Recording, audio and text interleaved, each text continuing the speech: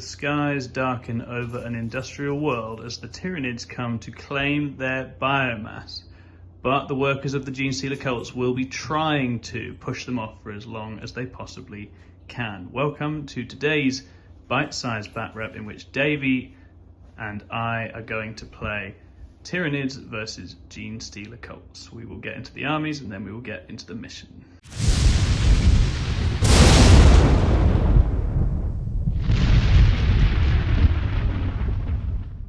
Alright, so Davey here, going through my Tyranid list that we will be playing with this evening. So it is a Gorgon list. What Gorgon do is they always wound non-vehicles and non-Titanic on a 4-up, so pretty strong. The secondary ability that I have chosen today is that I get +1 to my armor saves when I'm in light cover. Again, really good. It'll put all those Hormigans on a 3-up armor save. You know, we're just as tough as Space Marines. That's pretty cool, right? So let's talk about what's in the army. So I have got 45 Hormigans. Those guys all have toxin sacks, so they auto wound on 6s, and for a CP in Gorgon I can auto wound on 5s, which is really strong. I have 6 Genestealers in the list. Now what these guys do for me is essentially screen out drop pods, #1 priority, but they can also, you know, flex, do things like R&D, because there's 6 of them, which is bang on. Then moving over here, got 3 warriors. They're in there for the snaps, for the imperative, to give me 6's exploding combat for 1 turn. I've got 3 pyrovores there. Also, there will be another 3 pyrovores, a different model, but trust me, they're pyrovores. We also have a lictor, just straight up as he comes. We've got 3 Tyrant Guard, 3 Rippers who will start in reserve. We've got the Swarm Lord who does Swarm Lordy things, namely giving things obsec or double obsec and reroll hits. Got a Hive Tyrant with a heavy venom cannon, just as it comes, no upgrades. We have the Exocrine with that, look at that cannon, look at that, what a beaut. 3 more Pyrovores. We've got 2 Parasites, so one of them, which is the darker coloured one, that one has Alien Cunning for obsec 5, and it can advance and fall back and do actions. Then we also have the one next to it, which is the lighter coloured one, which has Synaptic Enhancement, I think it's called, which essentially gives me a plus 6 inches to my auras and things like that. So it just makes having those synaptic links easier on those Hormigant squads that are going to be running across the table. Then we have the Neurothrop, who has the Resonance Barb, so +2 to cast, which is really strong. And that is my list, I think. Everything's there. Cool. Over to Tom. The day of Ascension is over, but now, if we don't get it together, we're going to get it. So here are the Genestealer Cults.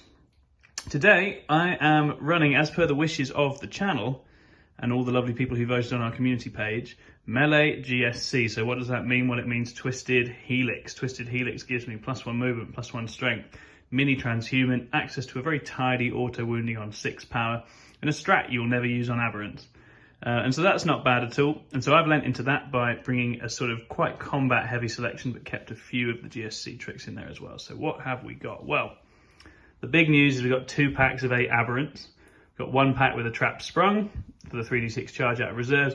1 team with our time is nigh for an extra attack when they fight for the first time. Backing that up, we've got 20 pure strains.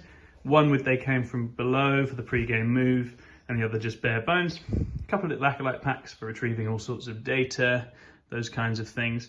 2 slabs of neophytes, mostly for holding ground, but they do have seismic cannons and grenade launchers, so they will hopefully be able to chip in at range, so they won't be as accurate as they are in my industrial affinity builds. Then we've got a big pack of bikers with all the gear, so 4 demo charges because I have points left over, flamers, and all the Atalan power weapons you can swing a stick at. So they've got strength 5, I think they come in now, AP2, so they're quite nice in Twisted Helix actually, and that is a build I might look at again in future. There's a Goliath truck for doing Russian doll stuff with. Then the character brick, we've got some of the usual suspects. We've got the Kelemorph, the Primus, the Nexus, the Icon Ward. But I've also brought the Biophagus today to do some operating on my men and soup them up across the battle. And he has put enhanced resilience on these bikers, so they have a 5-up feel no pain. I also have a very souped up Patriarch because he's got the Twisted Helix Relic and Warlord trait, which means he too has a 5-up feel no pain. He has exploding 6s to hit in combat, and he is base damage 3 going up to damage 4 on his melee weapons, so a nice slashy, fighty Patriarch. As you'll notice, there's not as much core in this list as normal, so I have upgraded the Primus to give him rerolls of 1 on 2 non-core units once in the game. Might be Aberrants, might be Pure Strains, who knows, we will find out.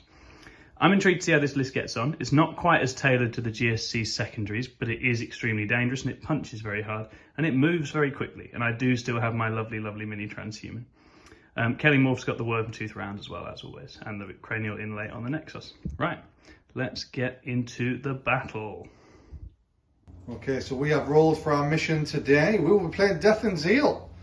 You get points for killing things on objectives and for taking objectives you didn't already have. Alright, so I've picked my secondaries against Tom. Now, he has 1 million bodies, so no prisoners seems like a good shout. Let's see if that actually pans out or not. I've also taken Warp Ritual because the Discord told me to. And finally, Behind Enemy Lines, because it's really hard to score points. And I really could do with the CP. So I feel like I'm fast enough to get over there. It's whether I can get through Tom's literal wall of bodies. I'm sure Overrun will become in handy in terms of scoring that secondary. But let's see what happens.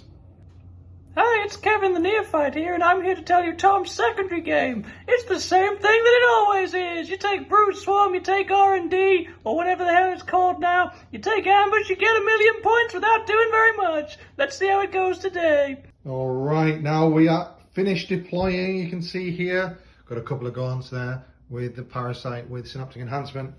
We've also got 6 Genestealers over here.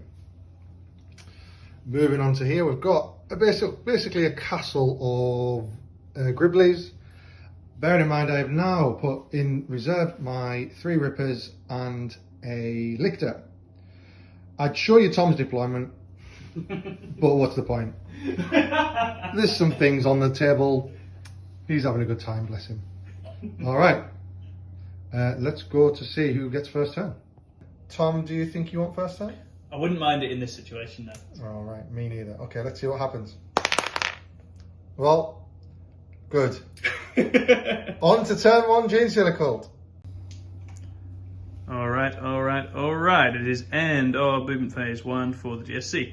We have yeeted some Pure Strains to go and eat some Hormigans. We have sent some Bikers to kill some Pure Strains. We have staged a few things here. The Biophagus has done his surgery and he's put a 5-up Feel No Pain on those Aberrants. And we have opted to hold some of the reserves for the time being, waiting to see whether the Nids give us more stuff to work with in their turn. Okay, it is the end of Genestealer Cult's turn 1, and we've done a little bit of nibbling. We have killed some Pure Strains and taken this objective. We have killed some Hormigants, and then the Parasite decided to absolutely go ham on these Pure Strains and killed half of them. But we've scored very nicely. We've done an R&D over here, so we've scored 3 for Brood Swarm, 4 for Ambush, and we're just starting to tick up our scoring. We also got 3 for Death and Zeal because we took this and killed the Pure Strains on it. But there is a big pack of Tyranid bugs waiting to hit us back, and we will now go to Tyranid Turn 1. Okay, so what happened in my turn 1? Well, we've moved up the board. A squad of Termagants has used the CP to auto-advance with the Hormigant strap. So they have gone 16 inches and will be able to charge. And behind here is a juicy little truck full of Pure Strains. The Parasites fallen back as well there, you can see. He didn't want to get eaten by Genestealers, who themselves have had a rough go. So we've had the Hive Tyrants and a couple of spells on them to whittle their numbers down before the Pyrovores hopefully finish them off. We have Catalyst. Catalyst has gone onto this squad over here, which has raised the banner. Now the reason why it's gone on them and not the guys in the middle is because the guys in the middle are dead, and the guys over there have raised the banner. Hopefully I'll use them next turn. But we do have this squad here which has a very large range of shooting, and we don't do very well with shooting, so hopefully that should keep some of them alive. Exocrin's moved up so that he can get a bead on them as well, so maybe take a few of those out before they do shoot. Of course, Tom can bring some back as well. Everyone's moved up. Swarmlord has attempted to do a Warp Ritual and failed as Tom CP rerolled a failed deny into a successful one. So thanks, Tom. All right, let's see what happens next. So end of my turn 1. What is happening? Well, the Hormigants did it. They did it! By a wound. They got the truck! They got the truck. Just about. Between mortals and my mental arithmetic, we managed to do it. And as you can see, they're trying to block these guys in a little bit. I think they are as well. Well, They've definitely slowed that down. And that's them scoring behind enemy lines, guys. So that is 3 points and a CP. I'm loving life right now. Let's see how I feel after the next turn. We, as I say, we've got 2 banners up, but we did fail on Psychic Interrogation. So, on to the next turn. So here we are at the end of Genestealer Cult turn 2. We are springing into action to repel this Hormigant brick over here. We are also rushing to clear off this parasite down here. And the Kelemorph has joined in from reserves on that front. Over on this side, we are trying to push the Nids off the far objective. So we've got some Aberrants coming in with a trap sprung. And we have a Neophyte brick dropping in to light up this Gaunt stack who have got the crossfire token. So there's going to be a lot of shooting. It's going to hopefully clear away some of the chaff. And then the big bugs will have no choice but to come out and play. Let's see how it goes. Okay, that is the end of Genestealer Cult's turn 2, and what we wanted to do has generally happened. We pruned the parasites off the edges, Aberrants came down and took him out over here and went back into reserve, and then we shot him and fire and faded back over here. Neophytes came down and killed the remaining Hormigants. So the Nids don't have their chaff now, or their jank, so we're going to find out what the big bugs can do in Tyranids turn 2. Alright, Tyranids turn 2. It's looking pretty rough. My chaff is pretty key to my entire game plan. So Tom did a great job in ruining and absolutely bringing me down there. But there is still hope. I think with a bit of movement here, you can see that everything's basically moved into trying to shoot something else and try and do some damage. Basically, I need to trade really well this turn. I need every one of my units to kill one of Tom's units and or do as much damage as possible and not die in return. That's the challenge. Will I do that? I really don't know. It's going to be a tough call. It's a lot to ask, but we shall see. I'll let you know in around about now. All right, end of the turn. This is what's happened. We managed to get rid of those guys over there. They were a little bit of a thorn in my side. We've managed to get rid of quite a few of these Neophytes. That's what they are, Tom, right? The big squad. What's that? These are Neophytes, the big yes, squad? They are. So we got rid of a lot of those through a mixture of combat from souped up Tyrant Guard who are now scoring me behind enemy lines. And a few different things, Neuroparasite as well, taking a few of them. Over this side, we did get rid of a couple of bikes between 200 points of my, well, no, around about 400 points of my army to get rid of about 3 bikes that will eventually come back because of the banner.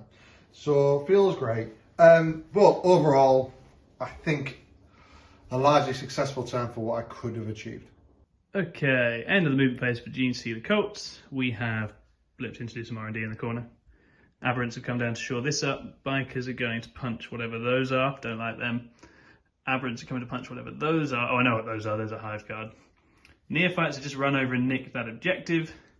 So we're just looking to trim away, blast some bugs, keep our scoring going. And the castle is just shuffling up here as well. The Biophagus operated on these Neophytes and managed to give them a 5-up feel no pain, which is fun. So a lot of 5-up feel no pains on the board. Very chewy, very hard to shift. Let's see how we get on. End of Genestealer Cult's turn 3, and we have killed some of whatever those are. We have demolished the Tyrant Guard with a bunch of hammers, nicked that objective.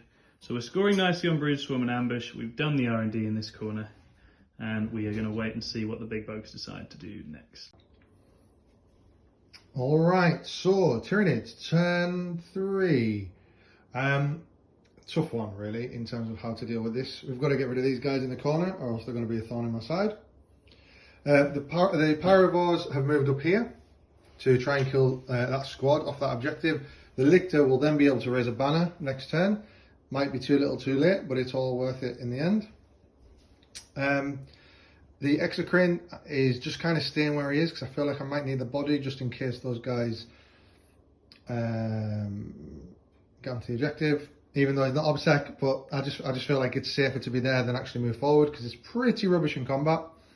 Swarmlord's coming forward to do Warp Ritual and try and get a charge off. The Hive Tyrant's going to shoot these guys and try and get a charge off as well. Paravor's going to flame of those boys, even though I don't think he's going to do much there.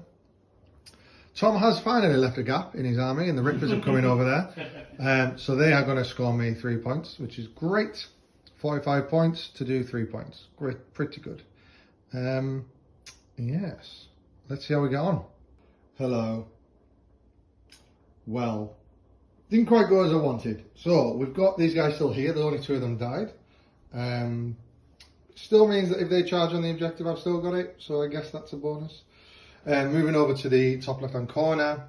The Paravors did get in, but they didn't quite kill enough. And despite a hopeful attempt at, or potentially look at my acid blood stratagem to do mortal wounds to them, I managed to save all their attacks. So, great. Then moving into the middle, we took off quite a lot of these aberrants, which I was really pleased about.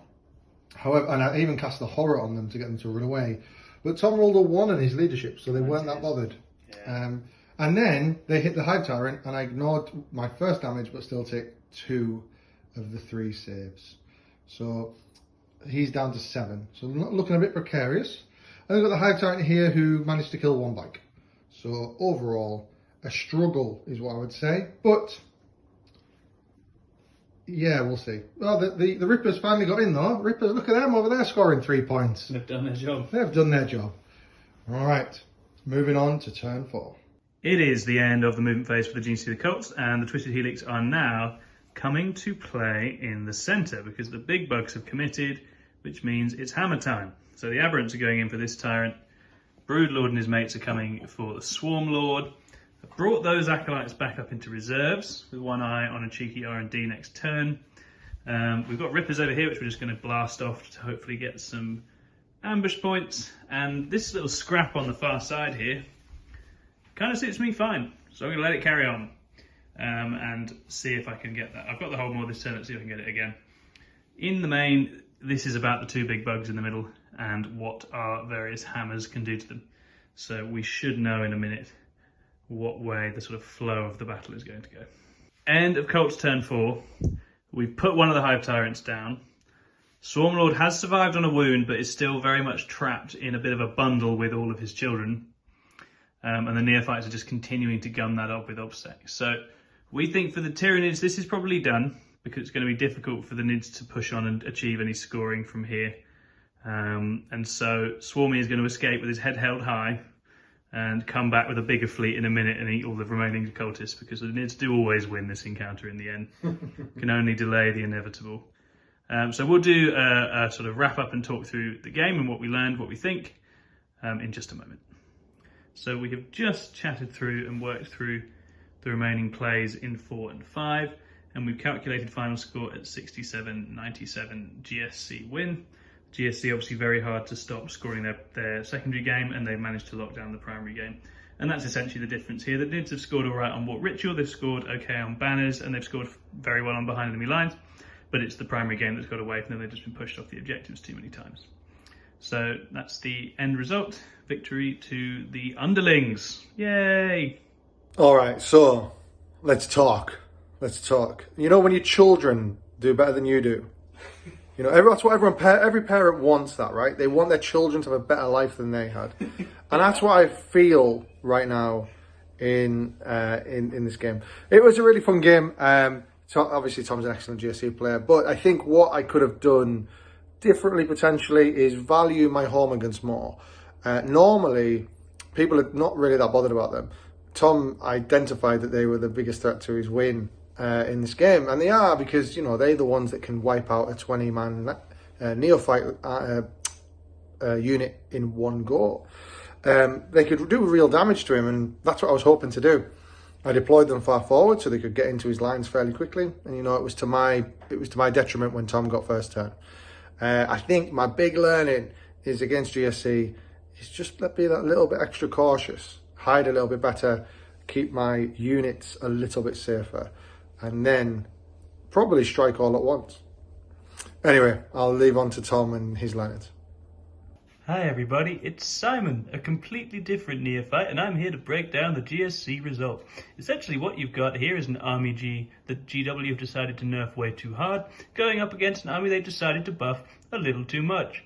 Ambush scores far too well now, and the Tyranids struggle for a secondary game, and struggle with the lack of overall assets in this matchup.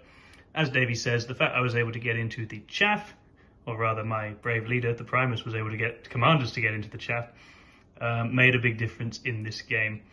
That's probably the key for the Tyranids in making this closer, keeping their chaff and their obsec back and playing for the later game. But I think it's a very difficult one now in terms of scoring because the GSC secondary game is just so strong. Aberrants were actually a lot of fun in this matchup because those hammers are great for getting through big bugs and big angry things. And the brave leader may well be thinking about using some aberrants again in future because he enjoyed them a lot. But that's me done. I'm off to go and get eaten.